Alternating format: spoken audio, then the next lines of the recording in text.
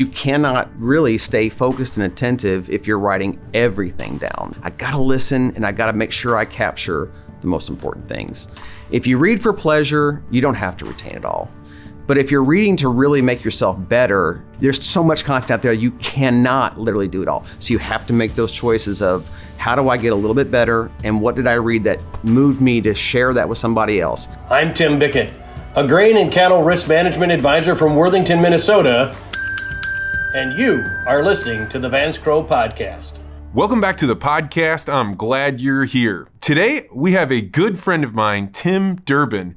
Now, Tim and I have known each other for so long that I actually have no idea where this conversation will go, but Tim is an extraordinary note taker, a prolific thinker, somebody that captures ideas from all around the world. And then when you're having a conversation with him, he'll subtly put something into the conversation that you never expected. So I'm really looking forward to the conversation. We're going to get to that in just a moment, but first, we just got back from a really exciting trip for Legacy Interviews. Longtime listeners of the podcast know that Legacy Interviews are where I sit down with an individual or a couple to record their life stories so that future generations can know their family history. Well, we were invited to a Manhattan apartment where we interviewed a brilliant investor and got a chance to hear his stories about how he came from a certain kind of life and worked his way up.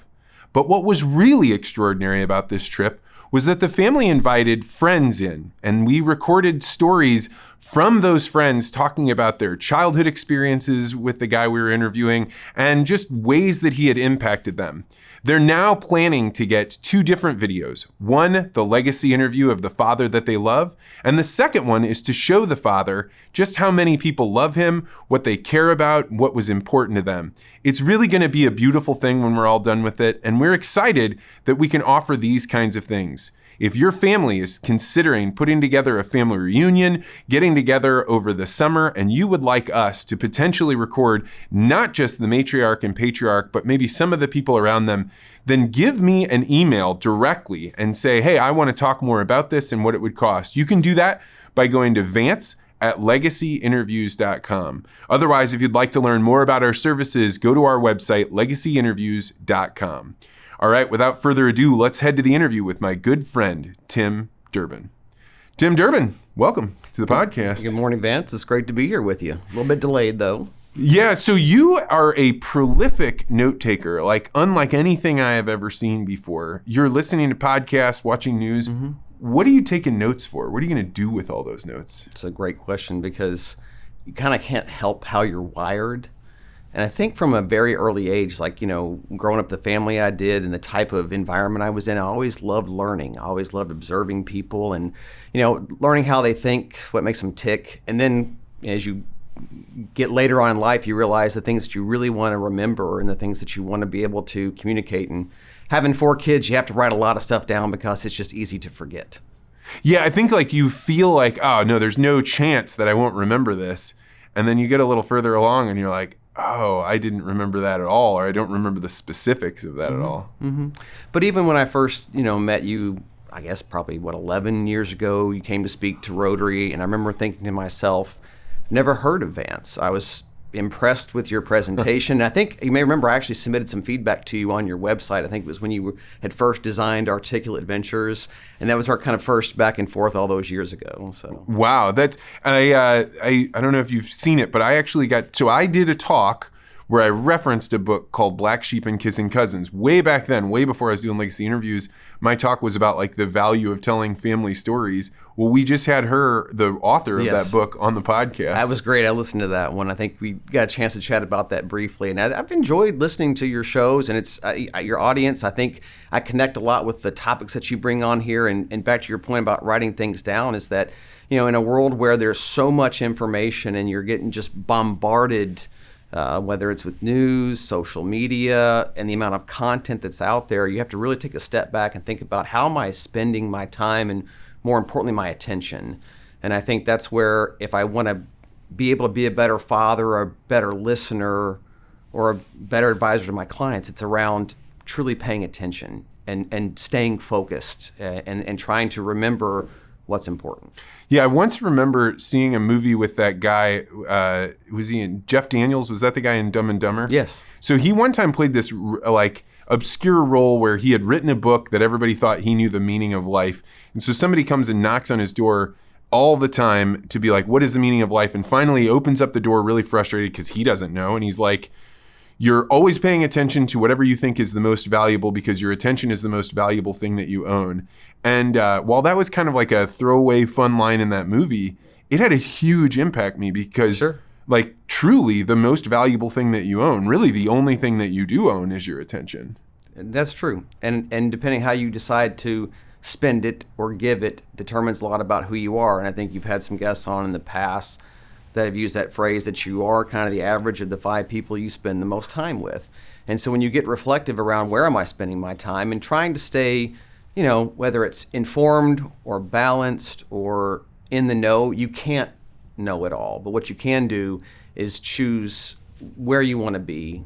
And then when you're in a position where you're listening and you have those moments when you're by yourself and you have no distractions and you can literally sit there and focus and listen, try to figure out, being a part of the sandwich generation when you're, have parents who are getting a little bit older and kids who are now coming older. And my oldest is 21. So I think back now, I'm like, am I really this old? How did I get to this point in my life where I've got a 21-year-old in college? And you realize how just every day is a blessing and every opportunity to learn and grow and share things with other people becomes more and more important as you get older. How old were you when you had your first kid? I was 24. Wow. So, yeah. Were you ready to be a dad? Probably not. But my wife and I, we decided early on, she was basically an only child. And so she was always saying, I want to have a big family, and I come from a big family. My dad was one of 10. I have 2 sisters, so, we don't have as many at, our level. But growing up like I did, where every Sunday it was a race to get home from church, you changed clothes, you got your potluck dinner ready, and you ran up to your grandfather's house where, like I said, Dad was one of 10. There were 6 of them that lived within 5 miles of their father. So that was our Sunday. That was how we grew up, and that was how we kind of became to know about family, was through that format. And now as I'm at this stage where I've got 4 kids of my own, I don't live near my mom and dad. And there's certain things that I can't do with them that I did when I was a kid. And I kind of miss that. Yeah, so we were just up in New York, and I lived out there for a few years when I was in graduate school. And to me, I think for a lot of people, New York was like, oh, this is the highest peak of the mountain. This is if you get to New York and you can make it in New York. So there's a whole bunch about that city that I didn't see. Like it was like completely invisible to me because of the stage of life that I was in. And now I go back after 15 years since I've spent very much time there. And now I have kids and I've got extended family that I live near. Mm-hmm. And so when you go back there, you realize like New York City is actually there's very, very few children there, right? It's a lot of 20-year-olds and 30-year-olds and then a smaller number of people that are older than that. But when you're looking around the city, you're seeing tens of thousands of people. We were down on Madison Avenue. I went out to different parts of like the really excited part of the city. Yeah. And there's no kids around. I think that does something weird to a culture when there's no kids around. But I couldn't have seen it before I had kids of my own. Sure. When you step back and you look at the things by where you've lived and how you've come to know that area, and like growing up, I grew up in Kentucky. I didn't go to New York for the first time until recently. But it seemed like I always enjoyed. Whether it was watching Cardinals baseball games, playing the Mets back in the 80s, and you think about what you start to develop in your own head, what a city is like. And my cousin lived in Manhattan. He and his wife had a kid there. They moved out to California not too long after. I can't imagine the cost of living there, trying to get from point A to point B with a kid and a stroller and all the things it takes to, raise a family and do it so in that environment. I admired him for trying, but I understand why he moved away too. Yeah, there's something really weird about raising your children where pretty much everyone you see is a stranger. Now, I know when people get into a neighborhood, eventually you start to know people, but by and large, you are never going to know almost all of the people that you meet. And so there's this weird anonymity that children have been growing up in that since there's ever been cities, but like it would be a very different experience than a kid that grew up like where I grew up in small town central Illinois, literally everyone knew who you were, where you lived, who your parents were, who your siblings were. It would be like a different kind of civilization. Yeah, and you think about the centers of those communities, whether it's the church, the Catholic Church, or a different denomination of church, and that was ours, was a small Catholic church, and it was the same, 10, 15, 20 families, and everybody did know each other. And there's a certain honesty to that, to where, like, that, you got to look somebody in the eye. And, I always say that my dad's dad, my grandfather, he lived to be 96, and, he lost his wife when he had 10 kids in 1966. And it took until he was 96 years old and a couple forms of cancer to cause him to lose his life. But the fact that he made it that long and raised those kids and did what he did, and he was a pillar in his community. He was an elder in the church. He wrote for the church. He wrote for the archdiocese. So he was that type of person that is kind of that focal point of a community. And there were lots of them there too, like him. And I wonder if there's going to be people like that, those pillars of their community, another 50 to 100 years. What the direction that we're going right now, I do miss, that type of upbringing. You get a little bit more reflective, and later in life, you're like, it was actually pretty good.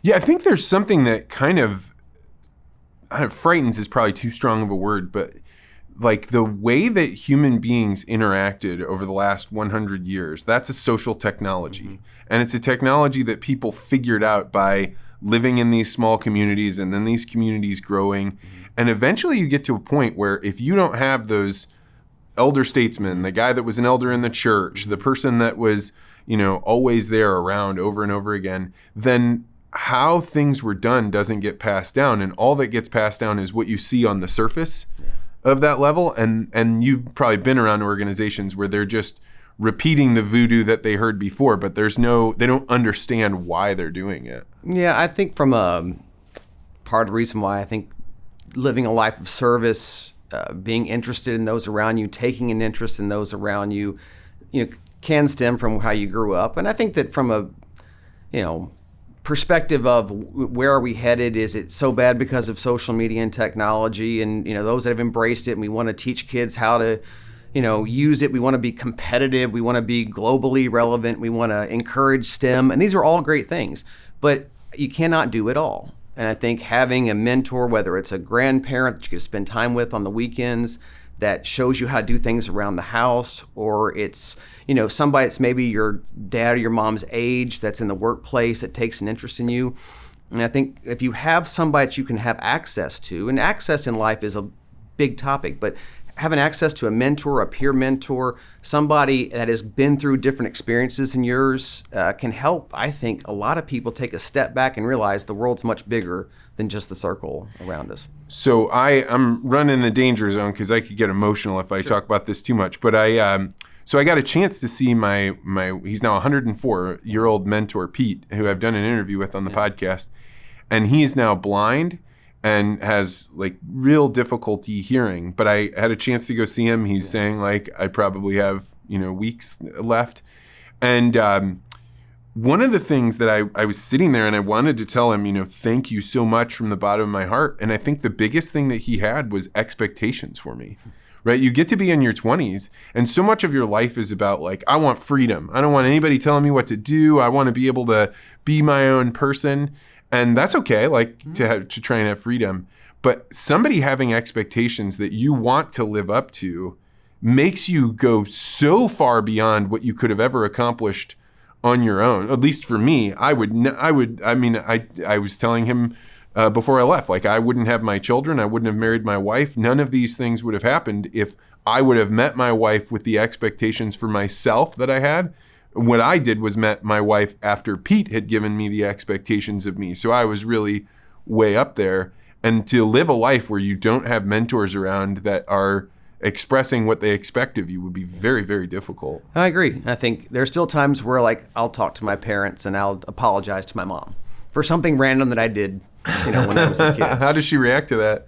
She's actually makes it like it's no big deal, and that's always been my mom. It's been that type that always loving, nurturing. And her mom, I spent a lot of time with my grandmother when I was a kid. So like I got a chance to be, in this house where, she was so loving, so caring. And I remember when she got sick, she got cancer in her spleen, and her husband, they'd been married 57 years, and he died, I think in 2006. And so she was never the same. I remember Mom always saying that she died of a broken heart.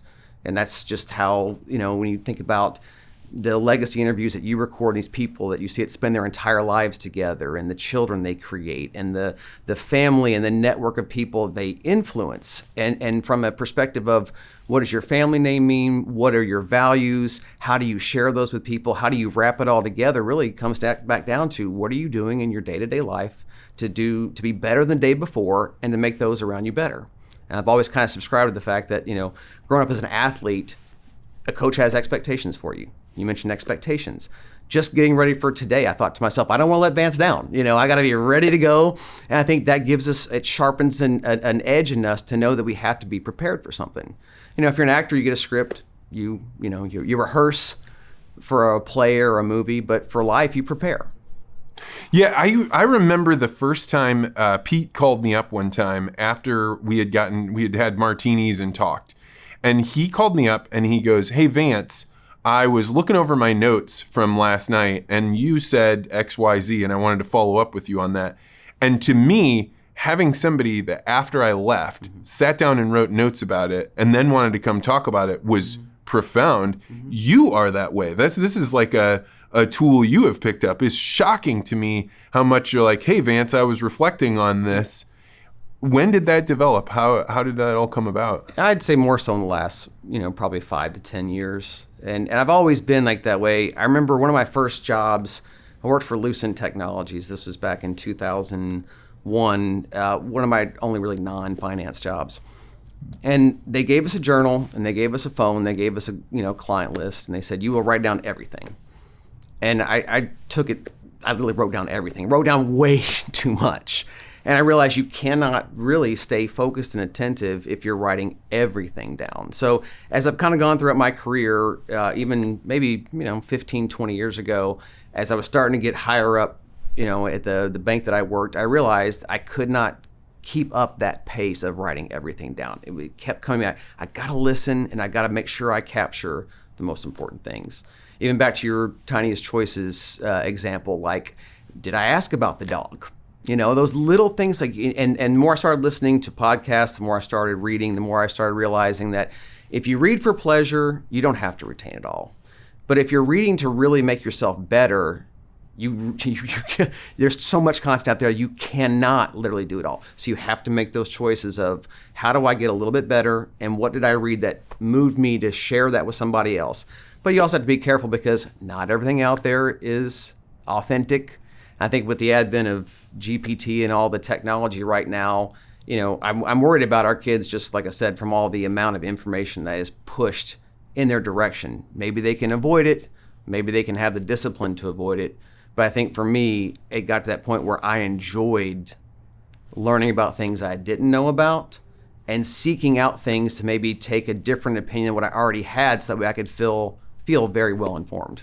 Have you used GPT? I have. It's fun to play with because you want to see what it says. I would say that if I thought I knew something and I wanted to test what I thought I knew, I would put something in there, whether it was a planning topic or maybe it was something with a research into, like even for this morning, I wanted to talk a little bit about, what we discussed, which was, urban versus rural divide, and like, what do I really know? What do I not know? And I think from what I've heard in various podcasts and people talking about the technology, it's only as good as what's being fed into it. So, and you've had, say, Jim Rutt. I've listened. He's out of this world, knowledgeable about this. I've learned a lot about the fact that you have to be very careful what you plug into this technology because the prompting, what you tell it really alters the output. Yeah, I think that's it.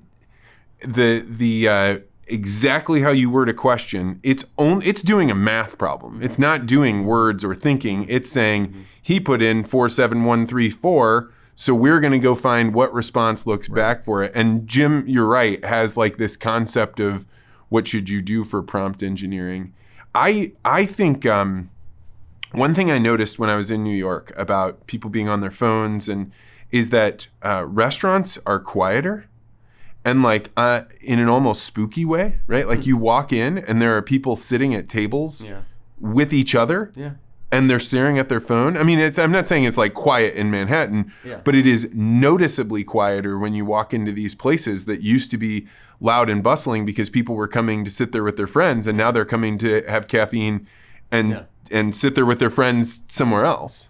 Yeah, and this is one thing for me about it as a parent, because I've watched my own kids, and how they interact with their device and their friends, and it is largely, face to the screen, but the speed with which they go back and forth from the messaging apps and the communication, and then maybe they're just really retraining their brains to be able to process this so quickly and still be effective in their relationships. But yeah, we've tried. I've failed. I would say I remember my failures as a parent more than probably my successes, because you're just hard on yourself. And I really wanted to try to limit the amount of time they spent on a screen. And finally, during the pandemic, during the school environment, I had to give up. You had 4 kids in the house at the same time, everybody trying to do school or work, and that was just not a conducive environment to, I think, moderation with devices. And how has it all turned out? Are your kids like twitching if they don't have their phones? I don't think so. I mean, I think they get a little bit more like they're looking over there, and it's hard to compare them to because I think I see it generally with kids is like they want the phone handy. And I guess that's how we're allowing them to be, and we can say, well, that's good or bad depending on how they can separate. My wife Kelly is a preschool teacher, and you've seen these trends over the last couple of years where younger kids have trouble separating or transitioning because they're used to having something in their hands. You mentioned going out to eat. A couple weeks ago, I went to lunch, a small hole-in-the-wall place. There were maybe 5 other people in there. 3 of them were couples, and 2 of the 3 couples, as soon as they got the kid in the high chair, gave him an iPad. And I try to, not, pass judgment. I've been there before where you want a kid to be quiet. But I do think it's a shame that we would have all this, collective intelligence as kids that are learning their life experiences and not looking each other in the eye and having a conversation about it. One thing that is different that I haven't heard people talk about very much is when we grew up, there were Saturday morning cartoons and there were shows, Saved by the Bell, and these various things that we watched, and we had this kind of continuous culture. So I can talk to somebody else that was born somewhere around me and mention did you watch He-Man or G.I. Joe or whatever? Will kids have that, or is their experience of the internet so individualized, or is it massively increased and homogenized? I don't know. I can tell you what's funny is that where Saturday cartoons, or remember NBC must-see TV was Thursday night, must-see TV now is when Mr. Beast released a video. My kids will gather around the computer and they will watch it. And that's kind of like their, when something's new's coming out and it's being promoted on TV, you knew this special was coming up, and you had to be there in front of that TV to be able to see it. Now they get the notifications, oh, Mr. Beast posted. And what's funny, it's even gotten, last night we watched maybe an hour of Impractical Jokers, the top segments they did. That was the first thing we've done as a family to watch something together in probably a couple of weeks. But if it brings you together, if it allows you to smile, if sometimes you just need pure entertainment too. It doesn't all have to be educational or life-changing. Sometimes you just need to be together as a family. Yeah, I think I think one of the biggest roles of a parent is to be able to set down what is grabbing your attention and being able to create that space. I think that's the hardest thing for me to do, is to be because you can trick yourself into thinking my work is the most important thing, and the more that I am working, the better I'm doing. But I have a toddler now that if I am not giving 100% attention, she is going to terrorize me until I do. But then you think why are you frustrating me so much? But then you put away the phone. Yeah.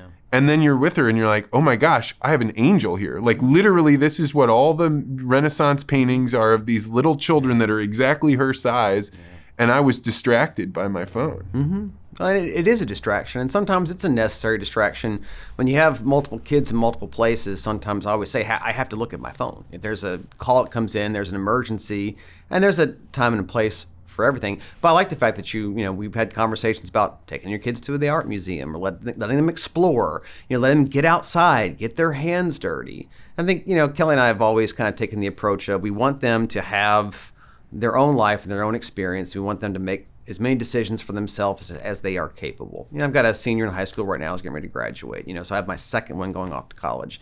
And I think about those little moments when they were younger and before there were phones and all these devices everywhere, and how they played and how they went outside and how they had that life to where they could live mostly a distraction-free life.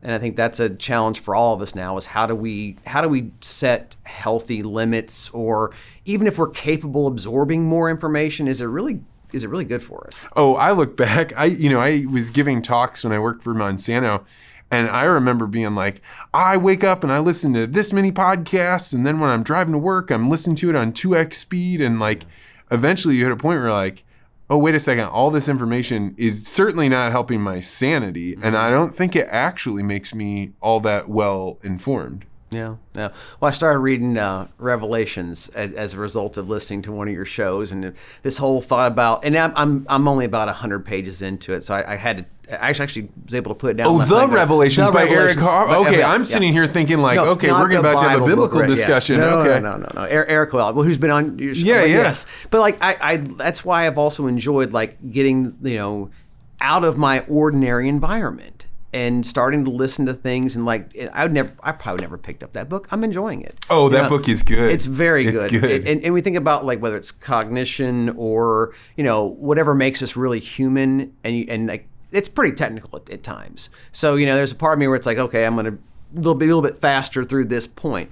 But still, it gives you that kind of like when you step into a novel of fiction or something that has a pretty interesting story, but also a topic that I studied psychology. I did my senior research paper on dream research. So it's like part of this stuff is, it kind of pulls me in. And at the same point in time is, you can be reading a book that's so, I finished Peter Attia's Outlive. Great book. Very technical at times on the medical side, talks about proteins and all these things. But the last 6-7 chapters were great because they focused on practical things you could do in your day-to-day life to live longer. Like sleep and stress. It's amazing how sleep is kind of important. Yeah, I mean, finding these books and then finding the time to do it. So you don't have little kids now. No, the youngest is 11. My daughter's going to be 16 in June. When they were 4 and 2, and were you able to read then? I did, but it was usually when everybody else was asleep or exhausted, and I would find myself sometimes at 2:30 in the morning in my bathroom reading the Michael Connelly book. He wrote the Harry Bosch novels. Kelly come in like, "What are you doing?" I'm like, "You want me to turn the light off?" So I came in here to read. That's a funny thing. That's a trope that I had seen on like movies and commercials where Dad would hide out in the bathroom, and then you realize like, no, that's a real it really thing, and then you've got these little hands banging on the door. Yeah. But it's you make time, right? I mean, if it's important to you, you will make time. And I will say there have been points where I've had a book that I've loved reading, but I just so exhausted because of parenthood, I just have to wait. So, and it has gone in I'd say waves. There's a point in time where you get in a mode where you're enjoying reading, and you realize it's part of your routine, and you go back to the old. Stephen King wrote on writing and talking about how you have to make the commitment, and that even if it's just 30 minutes a day or 10 minutes a day, if you make that commitment to do it, it becomes part of your routine. Well, part of my routine is on Sundays, while I'm doing like cooking or outdoor work, I'm listening to podcasts, and I try to listen to podcasts I haven't heard before. So that like try and like, hey, how are different people discussing things? You sent me one from the Lincoln Project that like, I'm not easily offended, but that was offensive. Did you finish the whole thing? The whole thing. Yeah, I started the second one and got through most of it, and and I've heard about them, and the founder worked for various campaigns on the Republican side before, and we don't have to get too big into politics, but I was a little bit surprised at the content, and it seemed like it was a little out of touch. So we were talking about it's called the Lincoln Project, was the podcast, and these two guys that wrote the book. That wrote this book about what is it that rural white people are feeling and thinking. Mm-hmm. So I was like, hey, Tim knows this is a big community. I work with a bunch. I'm giving talks. Yeah. And from the word go, it was like, this is their term, not mine, but they were othering, right? It was like, we're going to paint rural white America as filled with rage, deeply confused about the future and living in a past that no longer exists. And they were quite confident that their perspective was okay to say out loud. I mean, there's no chance you could say those things about another class of people in the U.S. and not have outrage over it. And it's getting attention. I imagine I know you have a lot of farmers in your follow base, and people. I grew up. Like I said, my dad grew up on a small farm. They had hogs and cattle and chickens. I think you think about where we all pivot to. If you grow up in that community, and that the knock on rural America is that people don't want to stick around. It's dying. They have antiquated values or views of the world, and I think that's so blown out of proportion. Yeah, there's definitely people that probably don't represent that community as well as other people would like them to with their thoughts or behaviors, but you can't just go find somebody willing to talk and take that as gospel for how those people behave. Because let's be honest, most people that I think that are very open-minded don't always like to share. They may be more reserved, and they may not want to try to convince you otherwise that we're not like this, because that's not how I am. I think it's how most of those people really are.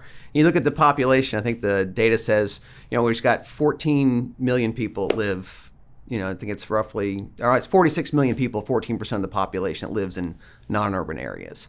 And roughly the state data says between 0.5% and 5% of all people are narcissists. So you're gonna get some people like that in all communities. Yeah, I thought that the thing that was so interesting about that was that they were trying to explain to an urban audience what is it that's going on in the minds of people that are living far away. And I think that's a very good thing to do. We need cross-cultural, who's going out into the countryside and who's taking perspectives. But when I was in New York this week, I got to see friends that I've known for a long time, but I don't go stay at their house very often.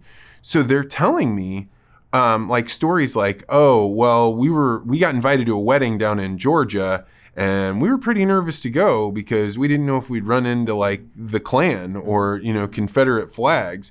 And this type of thinking was happened more than once. And you start being what do you really think is going on out in the countryside? You think that you're going to fly in to Atlanta and drive out into the rural areas and suddenly there's going to be Klan rallies? This is so non-representative of the rest of the country as to be bizarre. Well, it's not just that point of view. You look at what's happening with Columbia and these college campuses, and we have unrest in the world, and what we really have is a general lack of understanding of each other. And I think for people to come in and selectively pick those people that may reflect their, and I'm not saying confirmation bias is a part of their process, but if you're looking to tell that narrative, what are you going to try to find?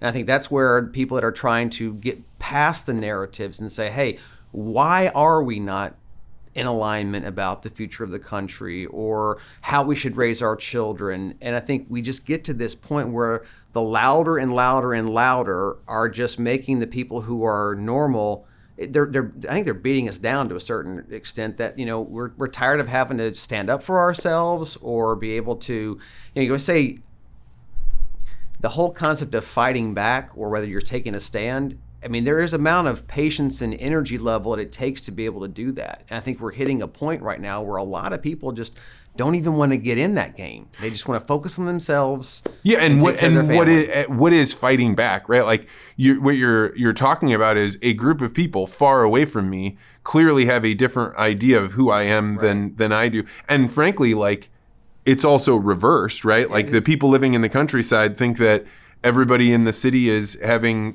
trans kids and wants to communize everything. But it's definitely a vast oversimplification of all sides here. And it is. I think things are always more complicated than what they appear to be.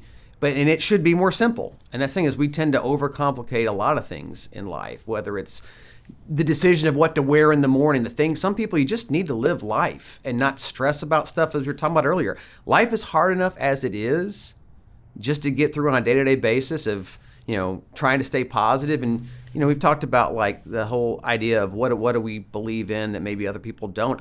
I really do believe people at nature are optimists. I think we've been trained not to be as optimistic because of all the problems in the world, and we focus on the negative more than the positive, whether that's what we see on the news each night, and what do people talk about? Is it buzzworthy? Is it going to get people's attention? And like the solid type of people that just go about their day-to-day lives, try to raise their kids the right way, try to do the right thing in their communities. I think that's what's missing in all this is those stories. And like even like when Tom Brokaw used to go around and do his profiles in courage, and he wanted to shine a light on those people doing the good work. A lot of that was in non-urban communities. A lot of that was people that you would say salt of the earth people. And again, I think there's just way too much attention put on the people that don't really fully represent what their communities look like. Not everybody's out there driving a big, huge pickup truck with 7 guns in the back. There's these caricatures that we create of certain people, and I think that's irresponsible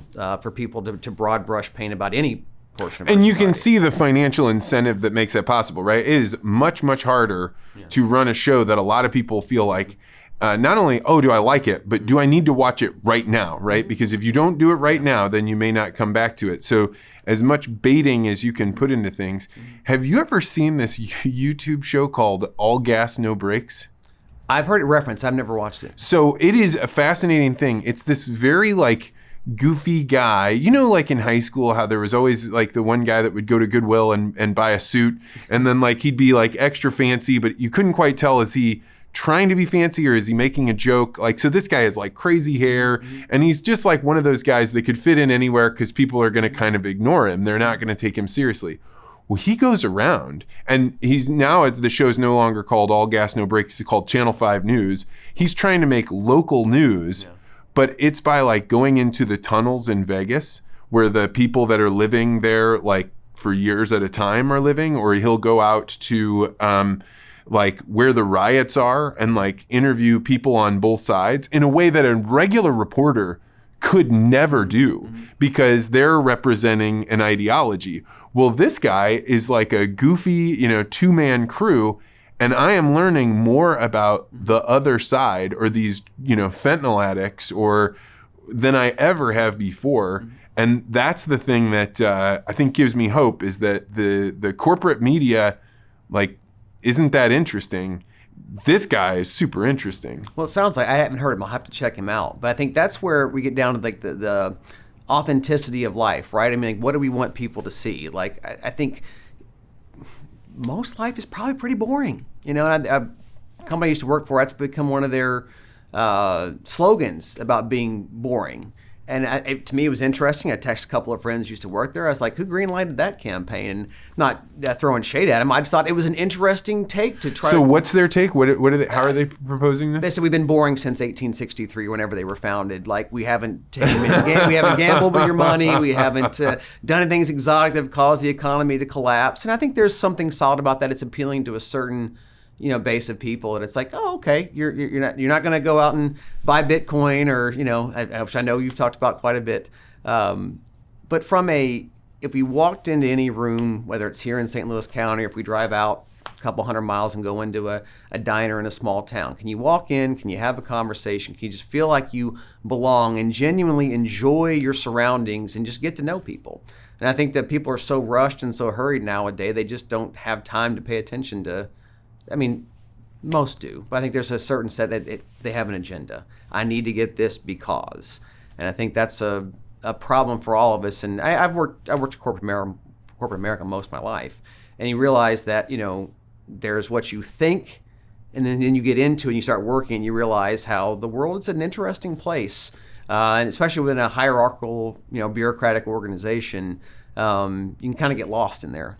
Oh, I mean, every single time it is always more complicated than you thought it was, right? Like anything of sufficient, longevity is there because it's complicated. And that was another thing about that Lincoln Project that I thought was just striking to me, was that they kept honing on this idea that conservatism, the idea that you don't want things to change very quickly, was negative or somehow in the past. And they're saying, and they don't even believe in all of these rights. And they're saying like trans rights, and I don't even remember all the other topics, but their core framing was they're not willing, they aren't interested in changing quickly and therefore bad. When you really think about it, like, we need both sides of this culture. If you have only conservatism, then you have a tyranny, nothing can change. But if you are constantly changing, then what is your culture? What is it that you've figured out? I mean, culture is really, what has our group of people figured out that if we do things in this way, things turn out better than they would when we were doing them without this plan. Yeah. And so if you have like a high change culture, do you really have a culture? It's a good question. I read Jean Twengey's book. It's called Generations, and it studies basically from the silence to the current generation, and it's about all the various factors that go into why we become who we are as a culture. Beliefs, religion, politics, sexuality, all the topics that kind of make us who we are. And it was probably one of the best books I read last year, because I had to step back and realize that this change has been mostly gradual. But then you look at what's happened these last 10, 15 years where it's accelerating a lot faster. And I think from who we are as a people, as a society, we do need to change. I think people can change, especially if they, grew up in an area where they weren't exposed to a lot of additional ideas of how to think. And I hate to get too much into it, but if you think about what are the odds that you can grow up, here in the Midwest, that your views of the world are going to differ from somebody from New York or somebody from another country, depending on how they were brought into their society. And I think culture, companies have culture, families have culture. I guess for me, the big question is going to be, what does it say about you, but what does it say about what you're willing to become? Because we're all on a path. And I think the open-mindedness, and we can all determine whether or not we like something or don't like something. I think the question for me comes back down to how to communicate when you don't agree. And there was tell a brief story. I was at an event back in Paducah, Kentucky, where I'm from. The president of University of Kentucky came down to address the group. It's probably 5-6 years ago. And a lot of the questions I thought were really meaningless. And so I didn't get to ask mine. So I actually handwrote him a note and mailed it along with a copy of an article from the New York Times around, I think it was The Art of Disagreement. It may have been Aristotle. It was referencing, Greek philosophy. And I asked him the question. I said, how are you able to maintain, a college campus where you can have people come to speak and, do what you're supposed to do to expose your students to different perspectives? He actually took the time to write me back. I had a front and back little card. I've kept it. It's one of my nice little mementos from all this note-taking. And he said he lived through the Vietnam War on campus. And it was a really trying time for college campuses back then. And, they focused on what they could do to make a difference for the better. And so I think about, having, soon to have a second kid in college, when they're getting out in these environments, what are they really learning? What are the agendas of the universities? And I'd say for the most part, higher education, aside from what you're hearing right now with all the noise, I still believe in higher education. I still believe you have to get outside your environment and go learn different perspectives and study. And I'm hopeful, Vance, that we can kind of get past all this over time, because the trends are not good, because all we talk about is the divide instead of what unites us. I'm kind of one of those people that's on the other side of the fence about higher education. I believe strongly that there are fields that you absolutely need higher education. Engineering, accounting, these things that it's like, look, there's no way to just naturally know this. You've got to learn it. You've got to figure out what are the standards.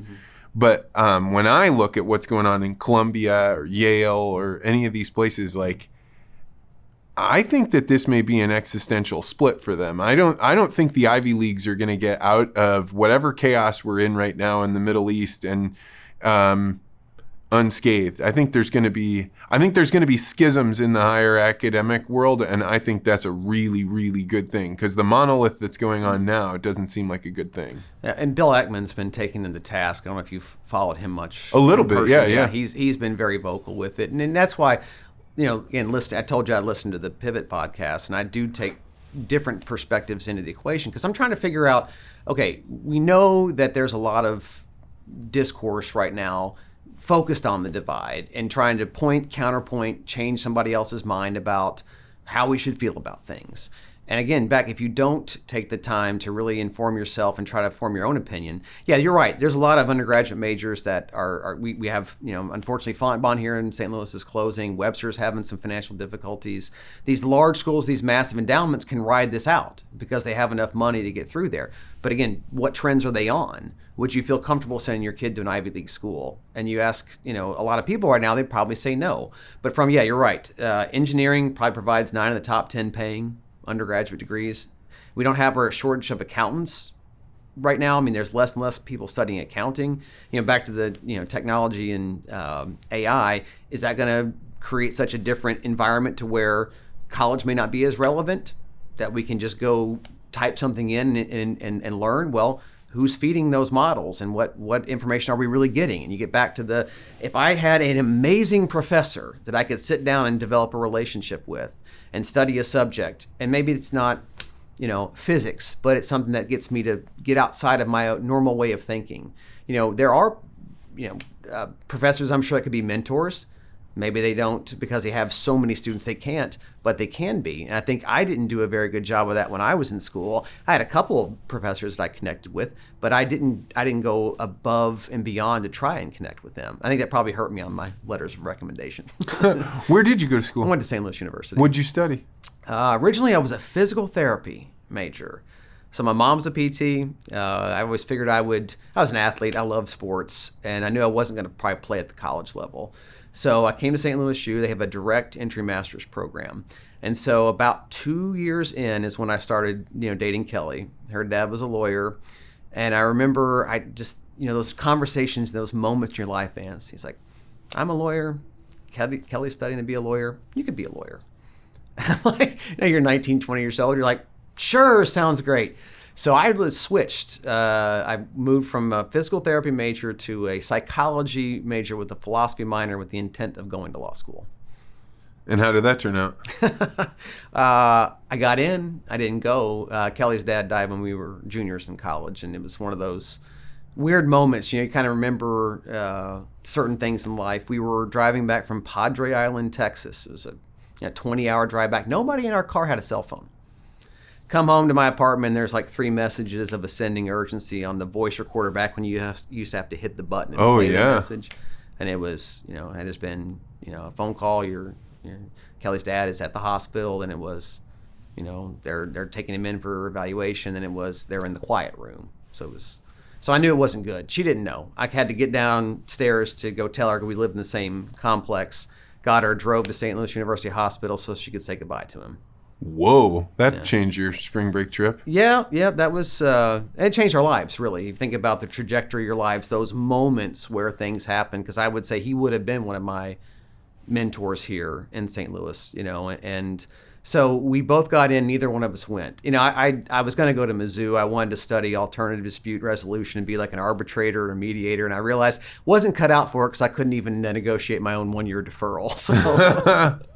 So anyway, such is life. And then how did you go to financial planning then? So my first job out of school, I had to go to a recruiter, because when you have an undergraduate degree in psychology, you're really not, a viable candidate for a lot of jobs.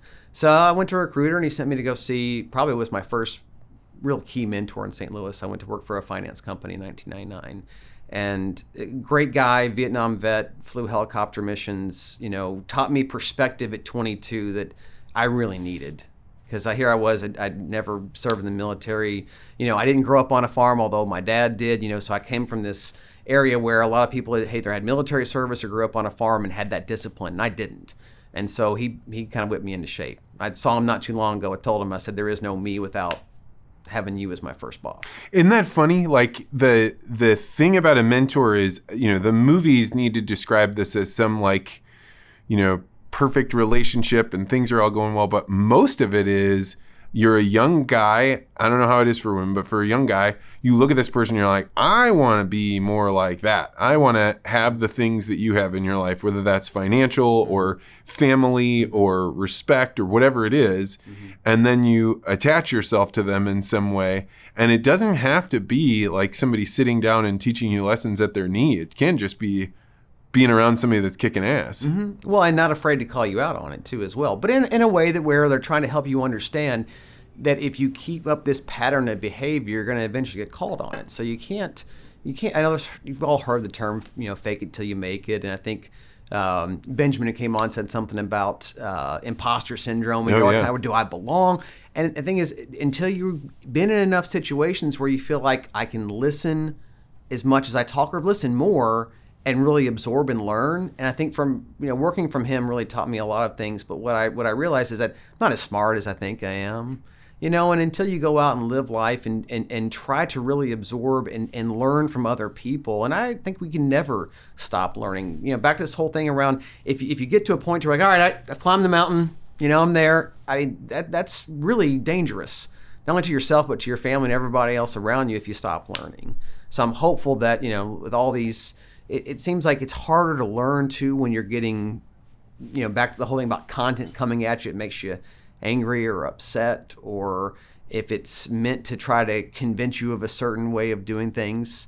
I don't know. It's just a tough world right now. Yeah, there's something deeply valuable about reading books that the author no longer cares whether you read it, right? Like there's something about when it's put out on the internet and you're looking for like, how are my, my numbers doing? How many people are watching and subscribed? And but you think about an author that's dead, right? They wrote this thing and they don't care whether you read it or not. There's something that seems more in sync with the universe when you're spending more time reading kind of ideas that have stood the test of time, that are Lindy. Yeah, no, I think there are things that are timeless, and we spend a lot of our own time right now processing things that are fleeting.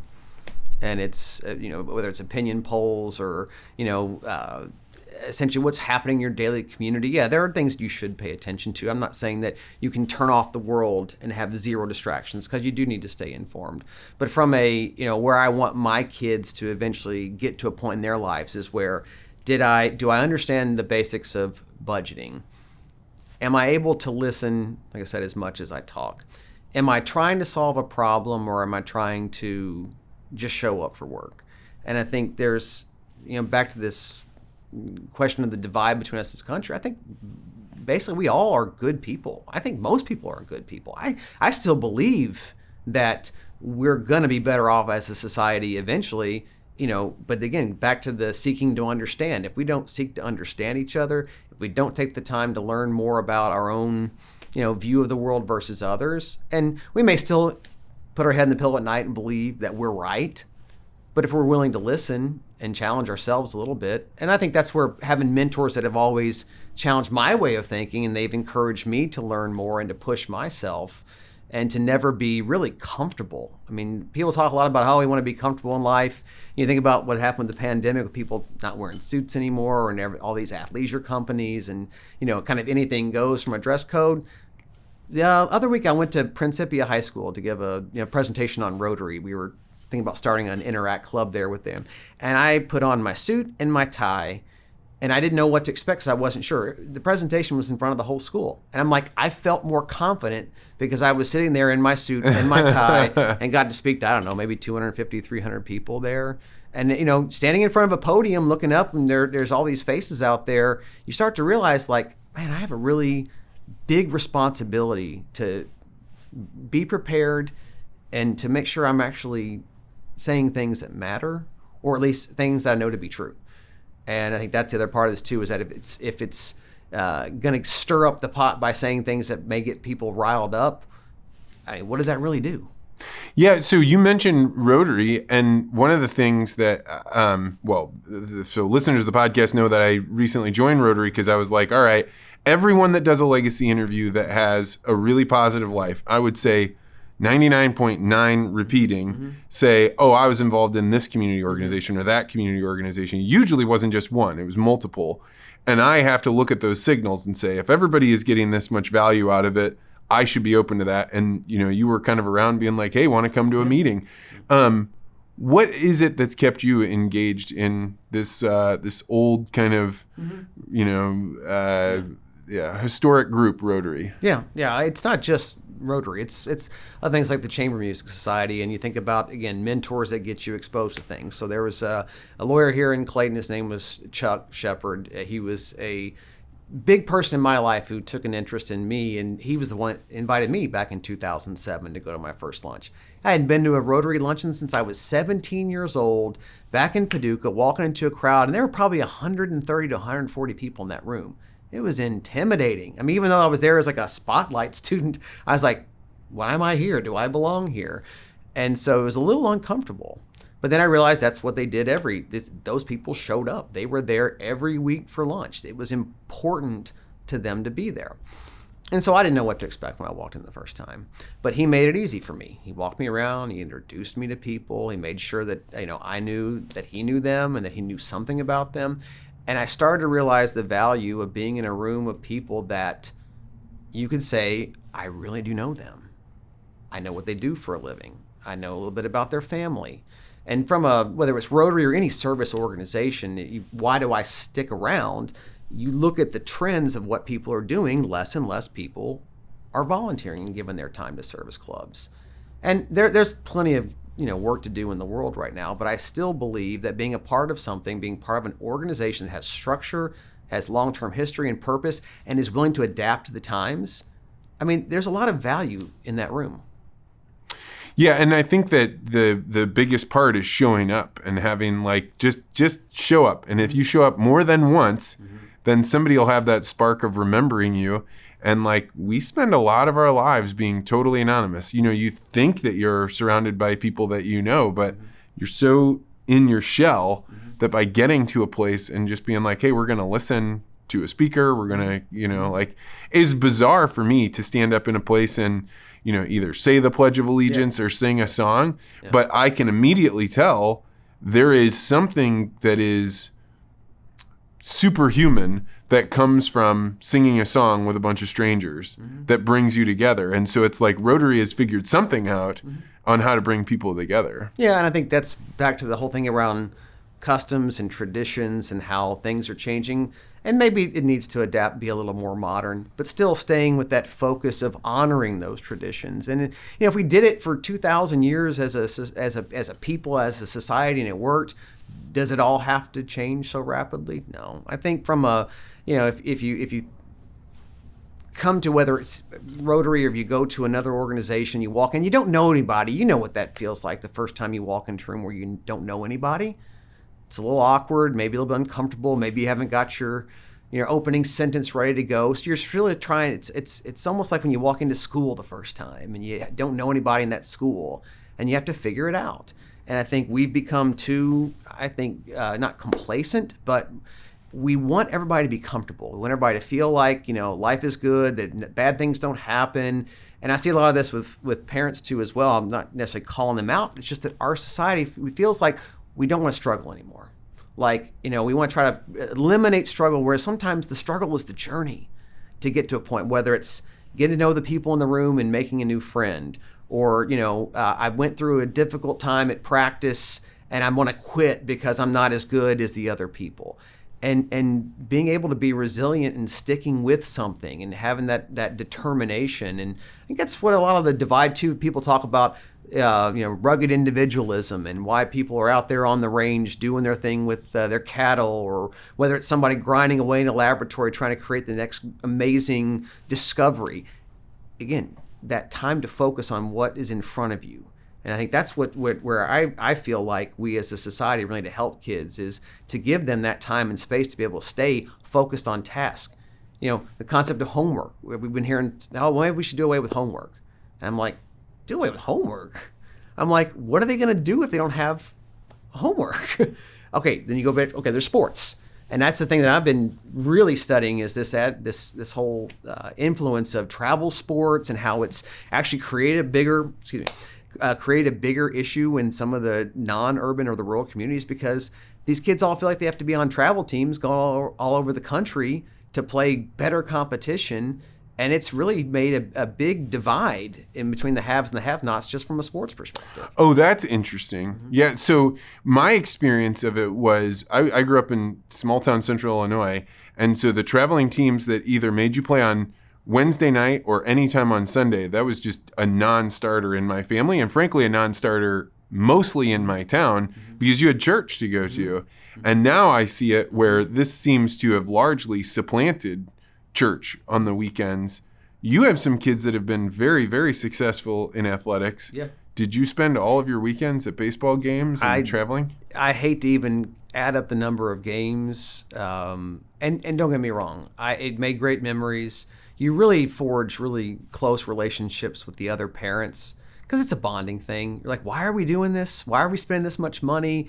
But yeah, all three of my older kids have all played travel sports. I can't say I've always practiced what I've want to preach around responsibility because I probably spent more money on that than I should have been putting money into their 529 plans or what have you. You talk to a lot of people who say, well, hey, don't do travel or this high level ball. Put the money in the kids' college education fund. Let them just play recreationally. Only 7% of these kids wind up playing at the collegiate level. But we've all been sold this dream as parents that if you spend enough money and put them in with this training, that you can make them go from here to here.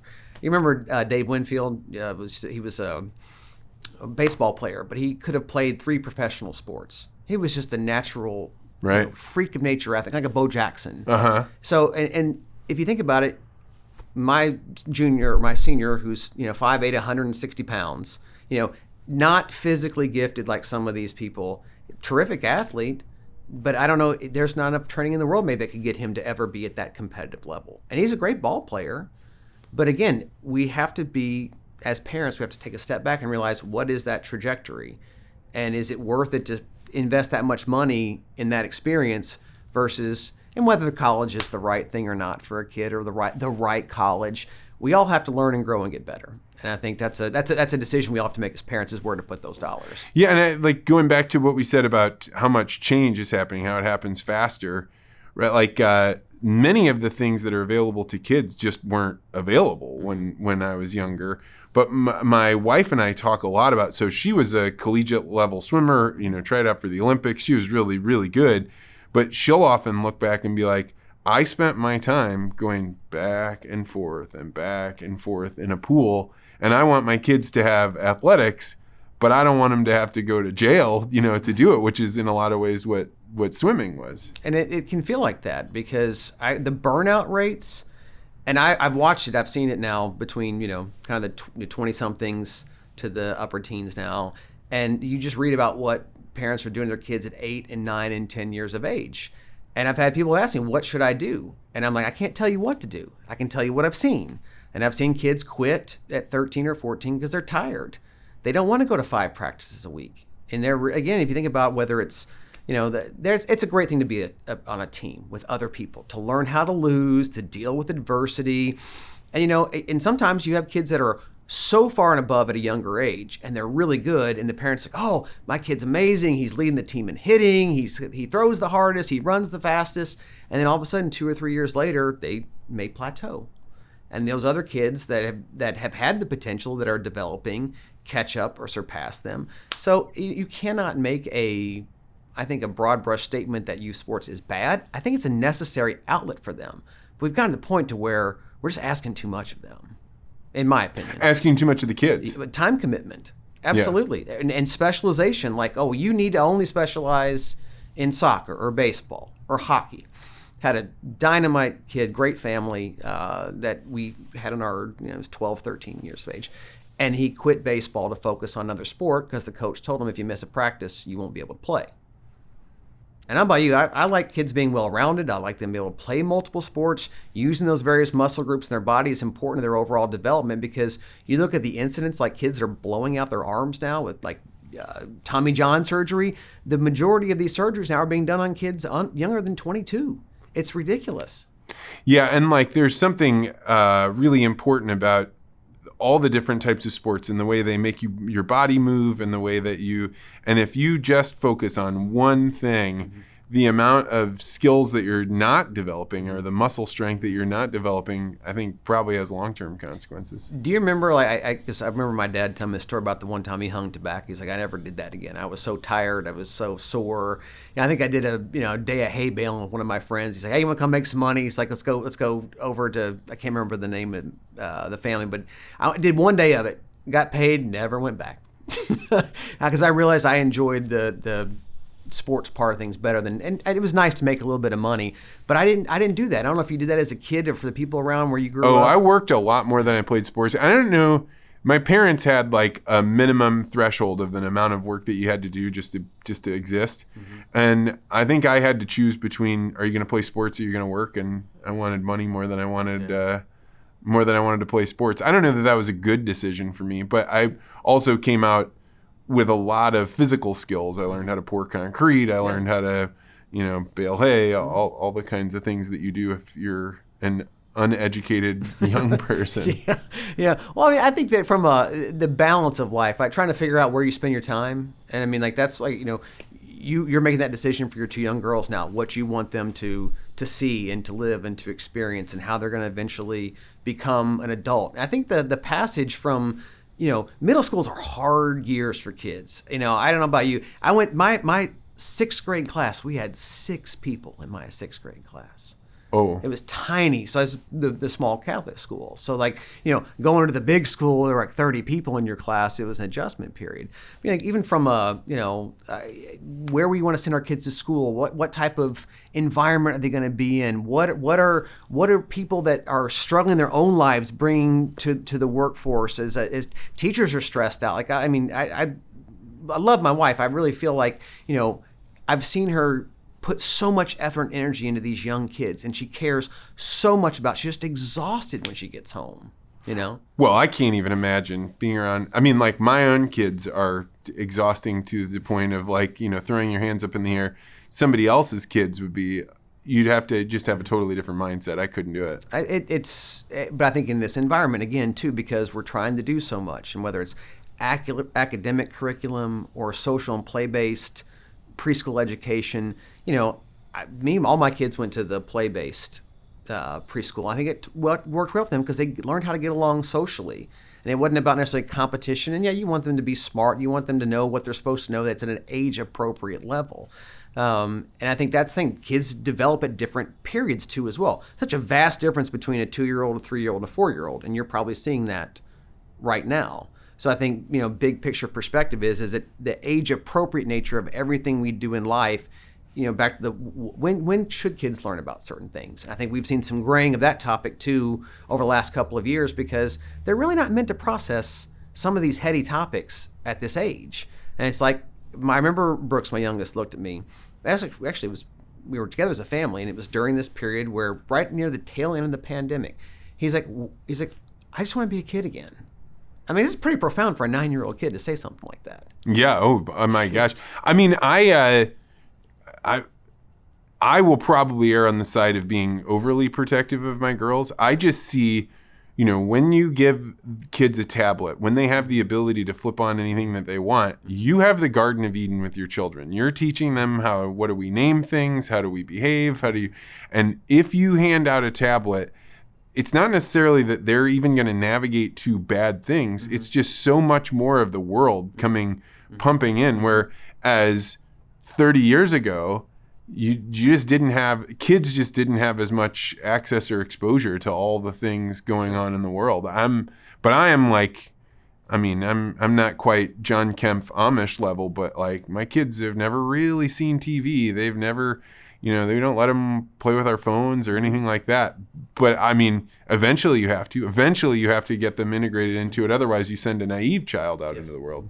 Yeah. And I think that's the challenge for all parents right now is figuring out what's the appropriate level of activity on the devices, what type of content. And, you think about like all the parental controls and trying to make sure I don't let them get exposed to something they shouldn't be seeing nowadays. And it's like, when the whole world's in the palm of your hand, it's so different from when we grew up.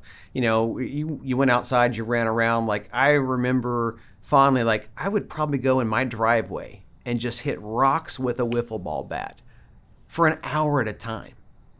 And I mean, it never got old to me.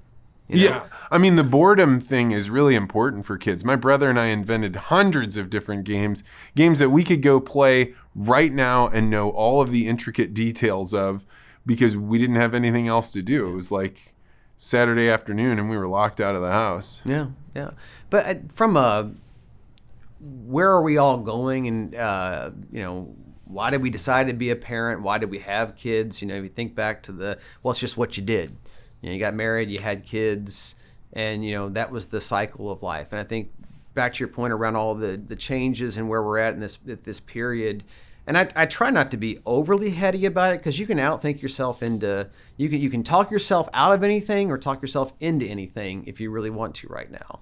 And I think the whole concept for me is not giving up on the fact that people are good people, inherently good, and trying to figure out how to help them avoid falling into the pitfalls of Why do you think people are inherently good? Well, statistically, I guess you could say that we would be inherently good, because most people, whether it's go to school, get in a relationship, try to do things for other people. I think most people, in my opinion, from what I've been around, I am a believer of humanity, But now there are certain things that happen, and I point out, like whether it's mental illness or things that somebody is struggling with something. Mm-hmm. And I think that it's hard to say because somebody's mentally ill, maybe they're a bad person.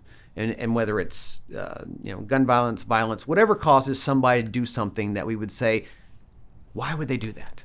How could they do that? And that understanding of a person at their deep level, how were they raised? Were they like that, or did they have a traumatic experience? And I think when John Jennings was on here, he mentioned a couple things too that really stuck out to me about being, vulnerable, about sharing. Like if you could experience some form of trauma as a young person, if that's not recognized and dealt with, that may alter the trajectory of their life. And so I think generally we're all born to be good people, that our human nature is to want to understand, to connect, and humans are social creatures. Some become, monsters, and that's awful. As I said, having studied psychology, one of my favorite classes was personality theory. And how do you recognize whether it's a narcissist or somebody who's just not like me? And you probably can walk into a room and tell within an instant whether you're going to like somebody or not. Some people may take a couple minutes. Some you're like, I'm really not sure about that person. Mm-hmm. So, but just in my experience, I'm still a believer. I think that I didn't know what I thought before I asked you the question, but I think I am.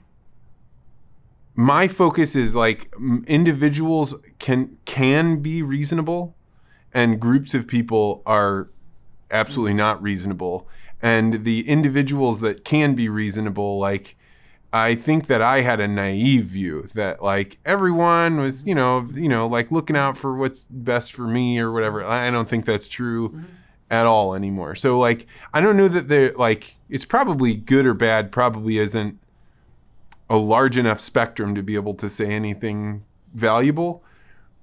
But I intuitively disagree with the idea that all people are good people. Yeah, and that's, I understand. I think there's been moments where I've been so frustrated at times about the way things are going, whether it's at work or in society. And have you ever had that feeling, I just want to sell it all off, move out in the country, live off the land? And, this morning, yeah. And we're all dealing with some form of stress in our lives if we choose to live that type of life. To get married, to be responsible to another person, to be responsible to kids. And it can wear you down. But I think from the standpoint, if you want to set the example for your kids, if you choose to be a parent, I think you've seen the birth rates are declining. I think in some of the information reading through, getting ready to talk today around, whether it's urban versus rural, declining birth rates, population trends. Actually, the numbers looked halfway decent, that the non-urban areas actually picked up a tick. Oh, really? Population migration. It kind of reversed just a little bit. But the birth rate's down. The unemployment rate is back down now at a level, almost pre-pandemic, to where both urban and rural unemployment is down. And if you think about it, if you have a job, if you have dignity, if you have the ability to make income, and you can build a life, right, where would you want to build it? And I think there's been this association that the smaller towns, the farm towns are dying. I mean, we used to have, I think it was 6 million farms back in the 1930s. Now we're down under 2 million farms, I think, in the United States right now. So, and there's this perception that the farming life is hard, it's impossible, it's a tough way of life. You have to really want to do it. And it's like, if you run those numbers out, they're starting to level off from what I read. And I know this is big with your fan base, is that I would love to see maybe in my 70s, if I retire from the financial world, to go be a part of that lifestyle. I would embrace that, because I think that would be something that would take me back to my roots. But I'll be 47 next month. That's a long way to go between now and then. I think one of the things that's happened in all fields, but you can specifically see it in agriculture, is because of the machinery that's out there, people can work so much longer than they used to be able to work. And this is like one of those second order consequences that you couldn't predict. Like if all of a sudden dad can go from, he has to quit working at 55 because he's too broken from, saddling up horses and trying to do it with a wagon versus getting into his GPS guided combine. Like these are different things. And so how long dad stays a farmer goes on till he's 70. So he doesn't pass on the farm to his son until his son is 55. And that's the first time that son's ever really been able to make decisions on the farm. And so his 25-year-old son doesn't feel like he has a place to come back to. So I say all this to say the Project Lincoln podcast we listened to, like they had glimpses of, you're totally right. Technology has radically changed agriculture. How many people need to be out in the countryside is different. But their conclusions that they reached about like, well, what does this mean? That was when they, I'm expecting them to talk oranges and they start saying bowling balls. Yeah, and I, again, if you're telling a narrative and you're wanting to present what you think is the prevailing wisdom about a certain amount of people, and I just don't have a close enough connection to somebody that's doing it right now. Actually, my connection is through listening to the people that you bring on to the show. I mean, what's going on in Canada. If you think about there's a couple guys up in Iowa. I think we're doing some type of credit work with the farmers up in Iowa. But yeah, you're right. The technology right now, I think I read there's 323,000 combines on the farms here in America. The average cost of them is now between $400,000 and $700,000. The technology is amazing. I think the big ones can do 25 acres per hour or something in terms of harvesting. So yeah, you've got a technological advantage now, and you did when a John Deere tractor was, $50,000, $60,000 back in 1982. And you think about if you're a kid who grows up on the farm, and I'll go back to my dad's family as an example. And my mom grew up in Fancy Farm, Kentucky too, of course, but smaller farm down there. 9 out of these 10 kids, most of them stayed living close to where their dad grew up. Not a one of them got into farming. And the farm wasn't big enough to really create a legacy lasting farm. But back to your comment around these legacy interviews, these families, how they connect with each other, and how what stories they leave behind. All these kids put themselves through college. All of them got degrees. All of them did things in their own right. And even though not a one of them got into farming, my uncle did wind up running. My grandfather was not only a farmer, he was a mechanic. He had his own auto body shop. And everybody in the community went to go see him because they trusted him. So, and I think by nature, people that grow up on the farm and know hard work, that can look other people in the eye and communicate with just straightforwardness around, this is what's going to cost, or I need to go pick up this part because I don't have it.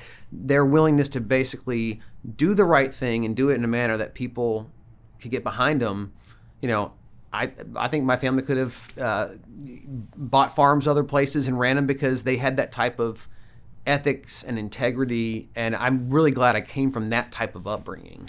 Yeah, I think one of the things that struck me about being in New York was it's not that New Yorkers or people in the city like don't want to be more sovereign or self-sustaining. It's that like you really can't be. Something plumbing goes wrong in your apartment, you're not allowed to open that thing up and fix it.